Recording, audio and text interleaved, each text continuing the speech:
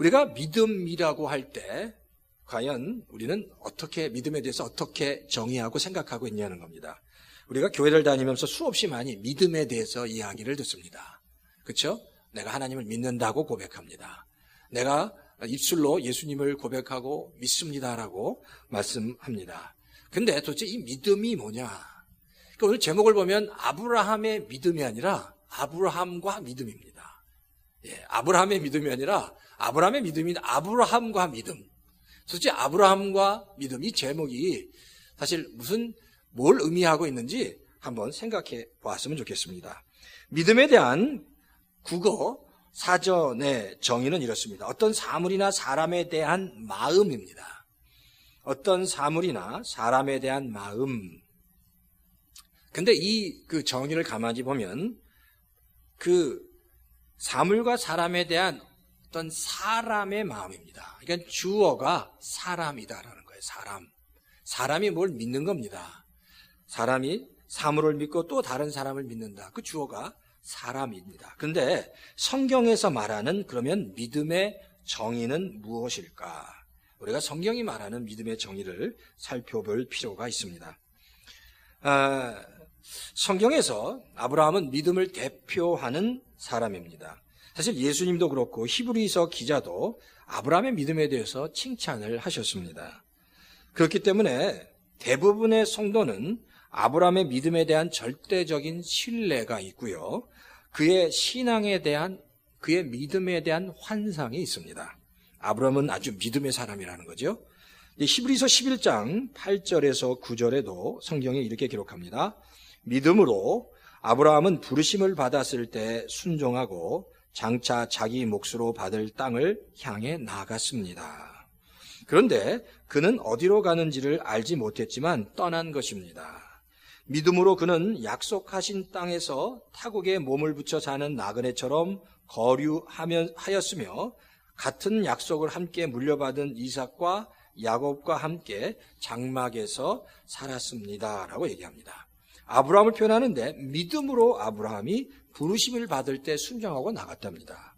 그리고 믿음으로 어디로 가는지 알지 못했지만 믿음으로 그 하나님의 명령을 따라 나갔다라고 히브리서 기자는 기록하고 있습니다.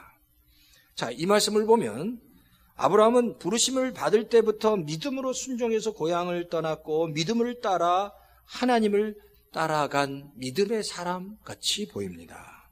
그래서 우리는 아브라함을 믿음의 사람이라고 부러워하는 것 같습니다. 근데 창세기 12장에도 이렇게 나와요.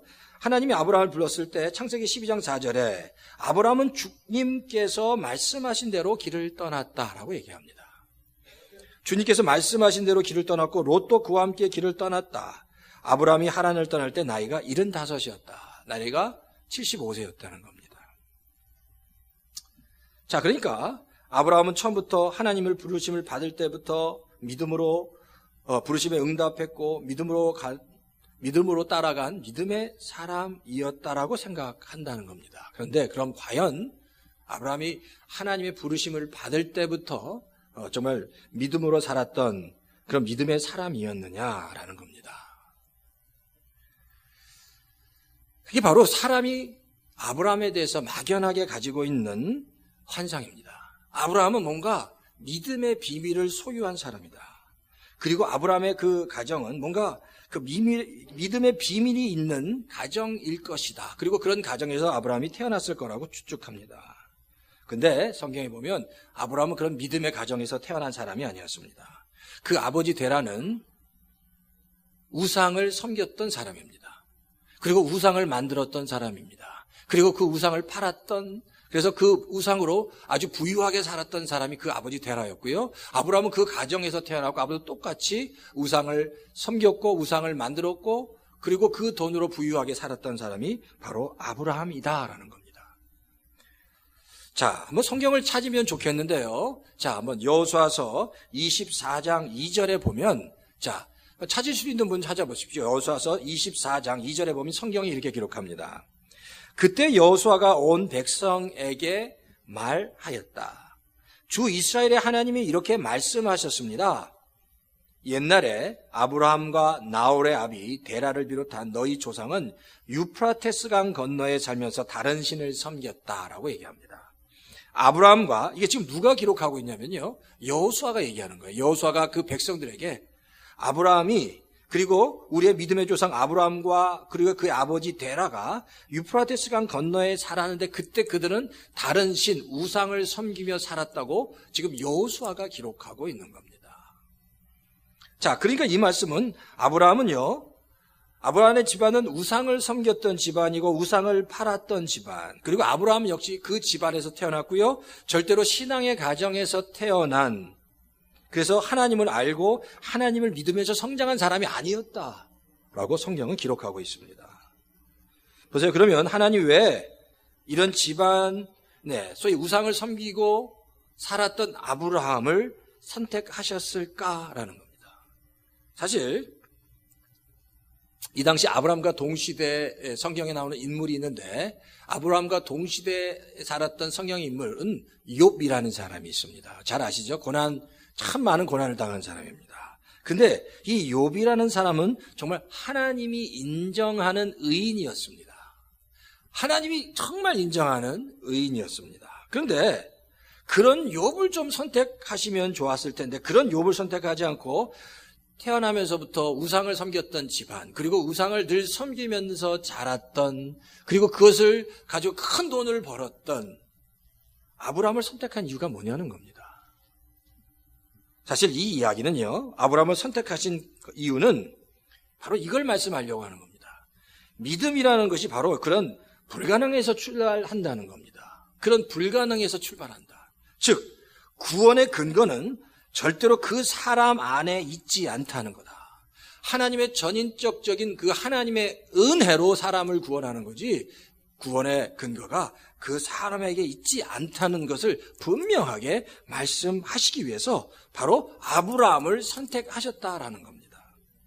자, 우리가 지금 아브라함에 대한 이야기를 다시 한번 좀 생각해 볼 필요가 있는데, 성경의 이 스토리를 좀 각색하면 이렇게 설명할 수 있습니다.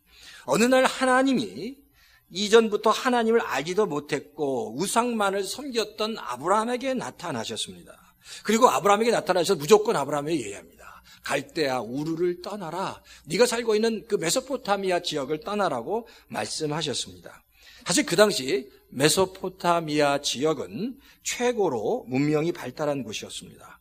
아브라함과 그 아버지 데라는 그곳에서 정말 부귀영화를 누리면서 살았던 사람입니다. 그런데 아브라함에게 한 신, 바로 하나님입니다. 근데 그때만 해도 아브라함이 모르는 거예요. 하나님이 누군지. 한 신이 나타나서 계속해서 그것을 떠나라고 말씀하셨다는 겁니다. 그러니까 그때만 해도 아브라함은 하나님이 누군지 알지 못했습니다. 근데 어떤 신이 나타나서 매일 저녁마다 이곳을 떠나라, 이곳을 떠나라고 계속해서 말씀하시는데, 그 말씀이 너무너무 생생한 겁니다. 아브라함에게 매일 저녁마다 나타나셔서 생생하게 이곳을 떠나라고 말씀하시는데, 그 말씀을 도저히 거부할 수 없었다라는 겁니다. 사실 보통 우상이 그렇잖아요. 우상이 말을 할 수 있는 것도 아니고 아무것도 아니니까 우상이 주는 메시지는 애매모호한데, 그 아브라함에게 나타나서 하시는 그 신, 그 어떤 신입니다. 근데 그분이 하나님이잖아요. 그 하나님이 아브라함에게 주시는 메시지는 너무너무 분명하여서 그 아브라함이 그 메시지를 거역할 수 없었다는 겁니다. 근데 사실 아브라함이 바로 그 하나님의 명령을 따른다는 것은 자기가 누리고 있는 좋은 환경과 그 모든 것들을 다 내려놓아야 하기 때문에 사실 쉬운 것은 아니었습니다. 근데 그 말씀이 너무 생생하다 보니까 그 말씀을 거역할 수 없다는 거예요. 보통 그렇잖아요. 우상을 섬기는 사람은 그렇게 뭔가 강력한 환상을 보고 그런 비전이 있으면 안 들으면요, 꺼름직하잖아요. 혹시 이러다가 내가 큰 저주를 받으면 어떡할 거가, 그런 생각을 가졌을 겁니다. 뿐만 아니라 그 신이 아브라함에게 나타나서 이렇게 얘기합니다. 내가 고향을 떠나서 내가 지시하는 곳으로 가면 네가 큰 민족을 이루고 큰 복을 받고 복의 근원이 되게 하겠다라고 말씀하십니다. 자, 그러니까 이런 이야기는 우상을 섬기던 사람 입장에서는 마다할 게 없잖아요. 가기만 하면 그 아주 생생하게 말씀하시는 그 신이 큰 민족을 이루게 하고 큰 복을 받고 복의 복을 받고 복의 근원이 되겠다고 말씀하는데 그 말씀을 마다할 수 없어서 결국 아브라함은 그 신의 말씀에 따라서 아브라함과 함께 그 아버지 데라와 함께 고향을 떠나갑니다. 자, 결국 그러니까 아브라함이 처음 고향을 떠난 이유는 우리가 이렇게 볼 수 있어요. 그가 그 갈대아 우르에서부터 믿음이 있었기 때문에 떠난 게 아닙니다. 그냥 정말 어떤 신이 나타나서 너무나도 생생하게 이것을 떠나라고 얘기한 겁니다. 그리고 그걸 떠나면 그것에서 복의 복을 받고 복의 근원이 되고 큰 민족을 이루게 하겠다라는 그 말씀을 듣고 아브라함은 떠났다는 겁니다. 그렇지만 그런 아브라함의 그 떠남은 하나님의 주권적인 섭리 안에서 이루어진 사건이었다라는 겁니다. 하나님의 주권적인 섭리. 바로 이것이 아브라함을 구원하기 위하신 하나님의 은혜라는 겁니다. 아브라함을 구원하기 위한 하나님의 은혜가 아브라함에게 밀밀듯이 몰려가서 아브라함이 그 하나님의 그 부르심을 거역할 수 없었다는 겁니다. 이것이 또한 우리를 향한, 우리를 구원하시기 위한 하나님의 은혜인 것도 우리가 알아야 합니다. 근데 성경은요, 바로 이런 하나님의 은혜를 히브리 기자가 뭐라고 표현하냐면 그걸 믿음이라고 얘기합니다. 믿음. 그래서 성경은 히브리서가에서 늘 얘기해요. 믿음으로 아브라함은 하나님의 말씀에 순종해서 떠났다는 겁니다. 믿음으로 떠났다는 거예요. 근데 그 믿음이 하나님의 은혜였다는 겁니다. 그러니까 믿음, 성경에서 말하는 믿음은 그 주체가 우리가 아니래요. 내가 믿는 게 아니라 하나님이 믿게 하시는 겁니다. 나를 통해서 주신 하나님의 은혜로 내가 믿어지는 겁니다. 지난 시간에도 말씀드렸죠. 로마서 10장 10절에 성경은 이렇게 얘기합니다. 사람은 마음으로 믿어 의에 이르고 입으로 고백해서 구원에 이르게 한다고 얘기합니다. 마음으로 믿어 의에 이르고 입으로 고백함으로 구원에 이르는 모든 과정이 내가 주체가, 내가 주인이 되는 것 같지만, 내가 주어가 되는 것 같지만 그렇지. 하나님의 은혜가 나를 통해서, 내 입술을 통해서 내가 주님을 믿습니다라고 고백하게 하신다는 겁니다. 그러니까 믿음의 주체가 내가 아니라 하나님이 그렇게 하신다는 겁니다. 그러니까 사실 아브라함은 처음에 출발할 때 약속의 땅이 무엇인지, 약속의 땅에서 받을 선물이 무엇인지도 알지 못했던 사람이었습니다.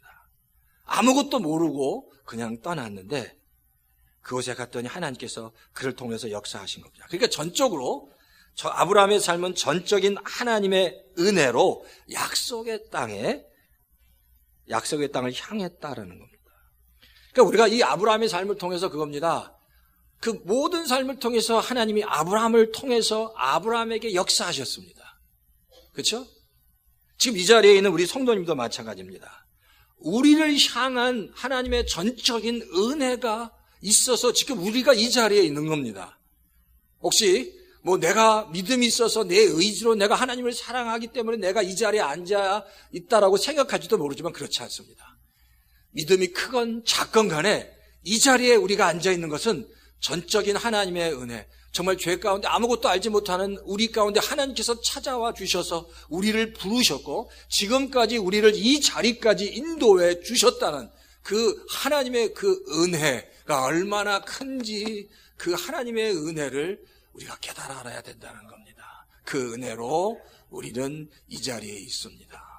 그리고 그 은혜가 이 자리에까지 오게 하신 그 은혜가 앞으로도 우리를 인도하시고 이끄시고 역사하실 것이다 라는 하나님의 그 은혜를 우리가 분명히 잘 깨달아 알아야 한다는 겁니다. 바라기는 우리 열반 열린교회 성도 여러분 2016년도에 그렇습니다. 내 한 사람이 먼저 이것을 하나님의 은혜가 얼마나 큰지 깨닫게 되면 내 삶 속에서 놀라운 역사가 일어날 줄 믿습니다. 내가 하는 게 아닙니다. 하나님이 하시면 될 줄 믿습니다. 내가 하는 게 아니라 하나님이 하시는 것을 깨닫게 되면 내가 흔들리지 않습니다. 그런 은혜가 우리 열린교회 모든 성도님 가운데 있기를 주의 이름으로 축원합니다. 두 번째는 본문에 보면 또 다른 도전이 아브라함에게 있었습니다. 갈대아 우르에서 하란을 거쳐서 가나안 땅에 들어갑니다. 자, 가나안 땅에 들어갔는데 얼마 안 있다가 가나안 땅에 심각한 가뭄이 들게 됩니다. 사실 그거잖아요. 하나님께서 인도해서 가게 된 약속의 땅이었습니다. 그리고 약속의 땅에 가면 하나님 뭐라고 얘기했죠? 그것은 축복의 땅이다. 넌 복에 복이 될 것이다. 복의 근원이 될 것이다. 큰 민족을 이룰 것이다. 그렇게 계속해서 말씀하셨고 그 말씀을 믿었습니다. 근데 창세기 12장에 보면 그곳에 갔는데 가서 얼마 안 있다가 심각한 가뭄이 들게 됩니다. 분명히 그곳에 가면 축복의 땅이어야 되는데 축복의 땅이 아니라 죽음의 땅이 된 겁니다. 그곳에서 하나님의 축복을 받아야 되는데 축복은커녕 그 가뭄 때문에 가족들이 다 죽게 생긴 겁니다. 그리고 그가 가지고 있는 모든 재산, 가축들이 다 죽게 된 겁니다. 그러니까 아브라함이 이렇게 생각했을 것 같아요. 정말 내가 속았구나. 매일 밤마다 나와서 나를 그렇게 꼬셨던 그 신이 나를 정말 속였구나. 그러면서 큰 배신감을 느꼈을 것 같아요. 그렇게 얘기했는데 난 그걸 믿고 왔는데 나를 이렇게 속이다니. 그런 배신감을 가지고 얼마나 후회했을까, 이제 그런 생각이 듭니다. 그리고 그런 배신감을 안고 아브라함이 애굽으로 내려갔을 거다라는 겁니다. 창세기 12장 10절에 보면 이렇게 말씀하고 있어요. 그 땅에 기근이 들었다. 근데 그 기근이 너무 심해서 아브라함은 이집트에서 얼마 동안 몸을 붙여서 살려고 그리로 내려갔다. 너무 심했다. 아주 극심한 가뭄이 들었다는 겁니다. 우리 성도들에게도 때때로 이런 고통과 아픔의 시간이 찾아올 때가 있습니다. 사실 우리가 하나님께서 늘 말씀하시잖아요.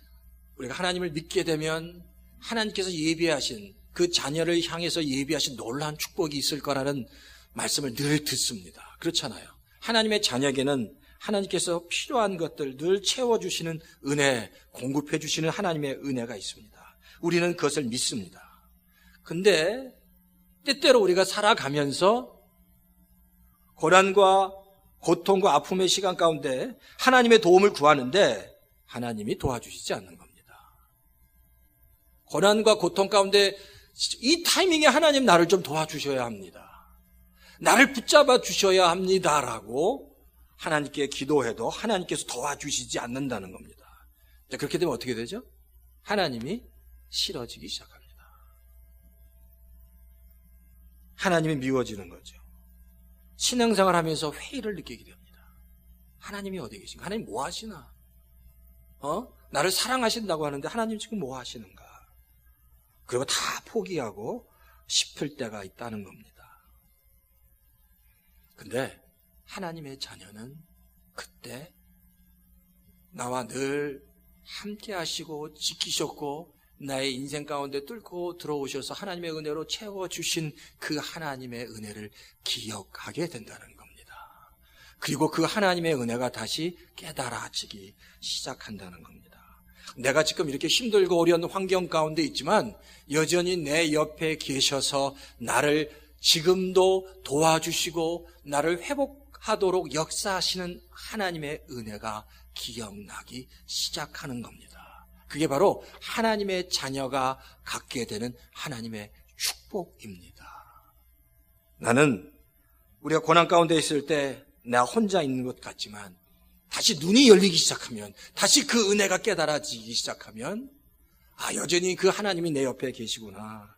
그래서 그 하나님이 나를 지키시고 계시는구나.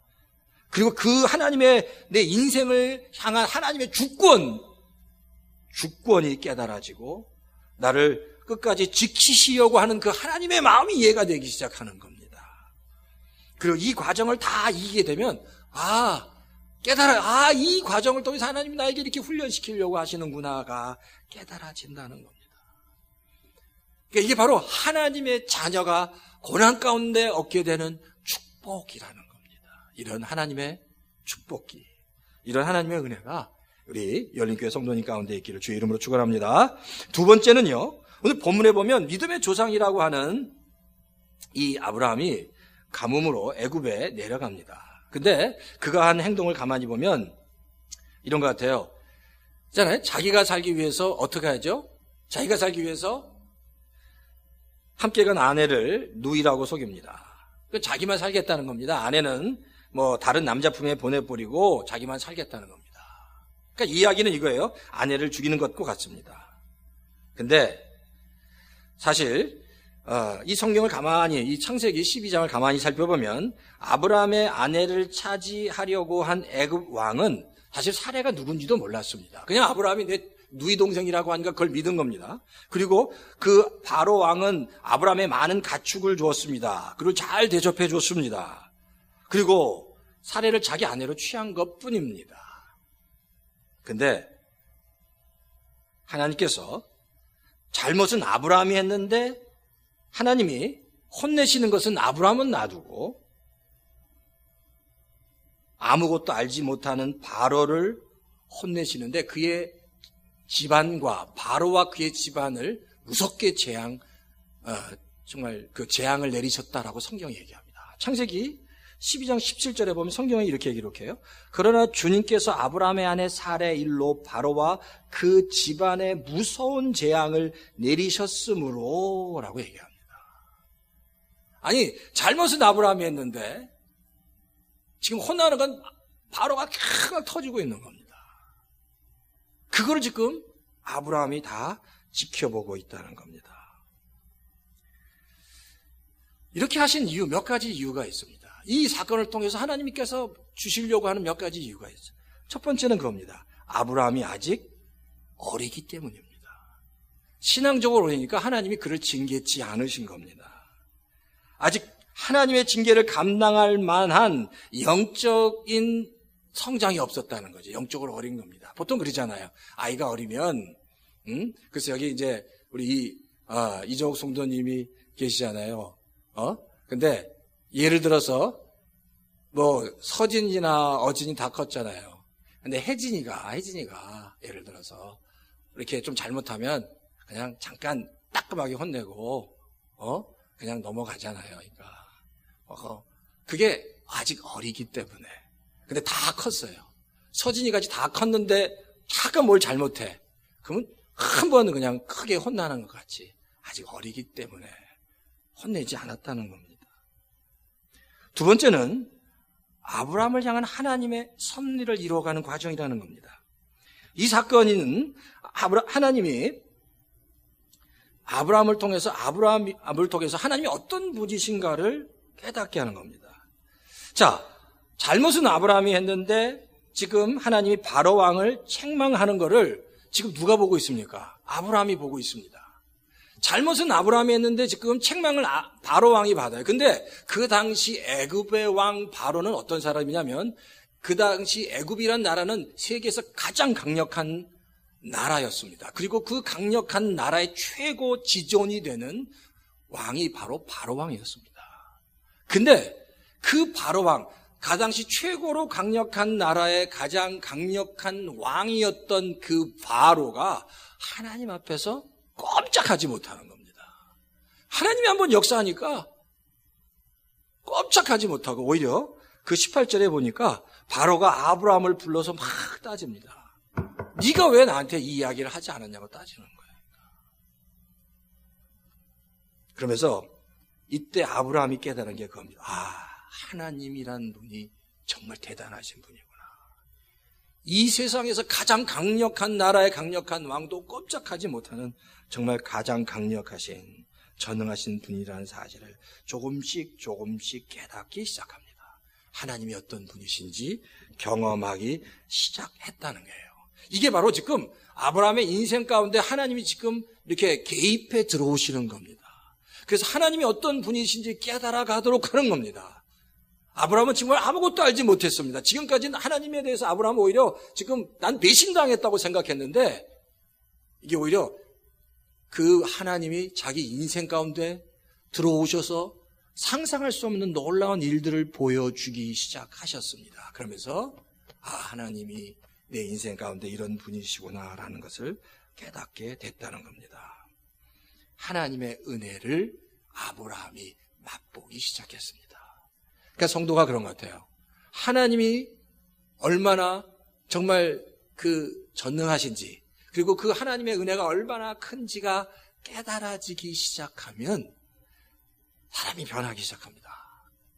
그러니까 이게 참 중요한 것 같아요. 신앙생활할 때 아무리 설명을 해도 안 되지만 언젠가 그 하나님의 은혜가, 그 전능하신 하나님의 은혜가, 나를 향한 집요하신 그 하나님의 은혜가 그게 깨달아지고 그게 하나님의 은혜가 내 가슴에 이렇게 박히기 시작하면 그때부터 사람이 변화되기 시작한다는 겁니다. 그러니까 우리가 아브라함의 삶을 통해서 꼭 배워야 될 교훈은 이겁니다. 아브라함이라는 사람이요, 정말 다른 사람과 남달라서 특별한 것이 있어서 믿음이 뛰어나서 그 아브라함의 믿음을 보시고 아브라함을 축복해 주신, 소위 말해서 그 특별한 믿음을 가진 축복의 인물의 상징이 아니라는 겁니다. 아브라함은 그 개인이 하나님 앞에서 은혜를 입어서 어떻게 복을 받았는지, 하나님의 은혜로 인해서 어떻게 복을 받았는지, 하나님이 어떻게 간섭하셔서 어떻게 약속하셔서 그 인생 가운데 놀라운 승리가 있었는지를 보여주기 위한 상징적 인물이라는 겁니다. 하나님의 은혜를 보여주시기 위한, 하나님이 그 인생을 통해서 은혜를 통해서 얼마나 역사하셨는지 그 하나님의 은혜를 보이기 위한 인물이다라는 사실입니다. 아브라함이 기본적으로요, 그 전의 인물과 다른 거는 이겁니다. 아브라함이 11장부터 나오는데 그 이전의 인물들은 다 하나님 없이 살았던, 하나님과 상관없이 살았던 사람이지만 아브라함은 비로소 하나님에 의해서 인도함을 받았고 하나님이 직접 감섭하셨다는 그것으로 차별화된 것뿐입니다. 그러니까 우리가 그래요. 이 아브라함 이 생애를 통해서 우리가 분명히 알아야 될 것은 아브라함을 통해서 역사하신 하나님이 동일하게 우리를 통해서 역사하실 겁니다. 죄와 허물로 죽어서 아무것도 할 수 없는 우리 가운데 하나님이 찾아오셔서 하나님의 은혜 가운데 찾아와 주셔서 우리 안에 하나님의 생명과 하나님의 생명과 은혜와 하나님의 그 놀라운 것들로 채우시고 다시 회복시키는 역사가 우리를 통해 일어날 것이고, 지금 그 은혜로 우리가 지금 이 자리에 있는 거고, 앞으로도 하나님께서 우리를 통해서 그 역사를 이루어 가실 것이라는 것임에 대한 그 하나님에 대한 은혜에 대한 믿음과 감사가 우리에게 있어야 한다는 겁니다. 자, 그런데 보세요. 그러면 이런 이야기를 하면 성도님들이 이렇게 착각을 할 수 있습니다. 그러면 나는 아무것도 할 게 없습니다. 하나님의 모든 걸 다 하시기 때문에 나는 할 것이 없습니다. 그냥 가만히 있기만 하면 되는 거 아닙니까? 목사님, 그렇지 않습니까? 그렇게 질문할 수 있다는 거예요. 그런데 그렇지 않습니다. 인생의 모든 것을 하나님이 일방적으로 세우시고 역사하시지만 그러나 우리가 해야 할 일도 있는 거예요. 하나님께서 우리를 세워주시면 그 후에 하나님께서 세워주신 대로 우리를 훈련시키고 우리를 도전하시기 때문입니다. 그 예가 바로 창세기 13장에 나와요. 창세기 13장에 보면 아브라함과 롯의 이야기가 나옵니다. 이 13장은 아브라함이 처음으로 이제 하나님이 어떤 분이시라는 것을 깨달았습니다. 그리고 베델 근처에 갔는데 아브라함의 가축과 롯의 가축이 너무 많아서 그 종들이 서로 싸웠다고 얘기합니다. 근데 그때 만약에 믿음이 없었다면 아브라함이 더 힘이 셌을 거예요. 그러면 롯의 그 가축들과 롯을 확 잡을 수 있었는데 그때 롯에게 네가 가고 싶은 대로 먼저 가라. 내가 좌하면 내가 우하고 우하면 좌하겠다라고 아브라함이 믿음의 선택을 하는 거예요. 그런 역사가 그러면 아브라함이 늘 승리했습니까? 그렇지 않아요. 창세기 16장에 보면 아브라함은 하갈을 아내로 맞이하면서 큰 낭떠러지, 영적인 낭떠러지에 떨어집니다. 또한 창세기 20장에 가면 또 여전히 그랄 왕 앞에 갔는데 자기 아내를 누이라고 속이고 그랄 왕에게 자기 사례를 던져버립니다. 인생이 올라갔다가 내려갔다가 그러면서 하나님이 아브라함을 사용해 가신다는 겁니다. 그러나 여전히 하나님은 아브라함을 통해서 하나님의 섭리 가운데 그를 인도하시고 역사하고 계신다는 사실을 우리가 믿어야 한다는 겁니다. 끊임없이 우리가 영적인 토대 가운데 바르게 서도록 하나님이 역사하시는 겁니다. 그러니까 우리가 알아야 될 게 그겁니다. 우리가 하나님을 의지하는 것만이 우리 인생의 가장 큰 기쁨이고 행복이라는 사실. 하나님이 나와 함께 하시고 하나님이 내 인생을 주장하시는 것이 가장 큰 행복이고 기쁨이라는 사실. 그리고 우리가 믿는 그 믿음이라는 것이 나에게 시작해서 하나님으로 끝나는 것이 아니라 하나님으로부터 시작해서 하나님으로부터 맞춰진다는 사실을 우리가 분명히 알아야 합니다. 이렇게 아브라함에게 동일하게 역사하신 하나님이 우리가 이 시간 지금까지 나에게도 역사하셨구나. 그리고 앞으로도 그렇게 역사하시겠구나. 그래서 아브라함을 믿음의 조상이라고 불렀지만 아브라함이 원래 믿음이 있어서 믿음의 조상이 된 것이 아니라 하나님이 그를 믿음의 조상으로 만들어 주셨다는 겁니다. 바라기는 우리 열린교회 성도 여러분, 아브라함을 믿음의 조상으로 하나님이 친히 만들어 가신 것처럼 제가 바라기는 우리 2016년도에 우리 열린교회 모든 성도님들이 정말 하나님의 믿음으로 하나씩 다시 한번 세워져 갔으면 하는 바람입니다. 또 어떤 어려움과 어떤 환경이 있을지 모릅니다. 또 무슨 어려운 힘든 일들이 어떤 아픔이 있을지 모릅니다. 그러나 그때도 흔들리지 않고 여전히 전능하신 하나님, 나를 정말 사랑하시고 은혜 가운데 나에게 찾아오신 그 하나님이 나와 함께 하신다면 우리는 그 일들을 능히 이겨나갈 줄 믿습니다. 빌립보서 1장 6절에 보면 성경이 이렇게 기록합니다. 너희 속에서 착한 일을 시작하신 이가 그리스도 예수의 날까지 이루실 줄을 내가 확신하노라. 우리 안에서 착한 일을 시작하신 그 하나님께서 그리스도의 마지막 날까지 하나님께서 이루실 줄 믿습니다. 그 믿음 가지시기 바랍니다. 오늘 그래요. 우리 첫 주 제가 말씀드렸죠. 2주간 동안 같이 기도하자고 얘기했습니다. 자, 하나님께서 우리에게 도전하셨고 은혜를 주셨으면 이제 우리가 반응해야 합니다. 2주 동안 우리 성도님들이 한번 생각해 보십시오. 내가 아침 금식을 할 수 있는가? 아니야. 내가 그러면 다니엘 금식을 할 수 있는가? 많이 못하겠어. 그러면 작정해서라도 기도하면 좋겠어. 한 30분 정도 내가 한번 기도해보자. 2주 동안만 내가 많은 기도 제목이 있으니까 그걸 가지고 기도해보자. 그리고 교회에서 준 기도 제목을 가지고 한번 기도하고 작정하면 좋을 것 같습니다. 그리고 이번 한 달 동안 금요일 날 저녁 4번입니다. 4번에 걸쳐서 기도회가 있습니다. 이것은 무슨 목장 기도회가 아니라 모든 성도가 다 나와서 합심해서 기도하고자 하는 전교인 금요 기도회입니다.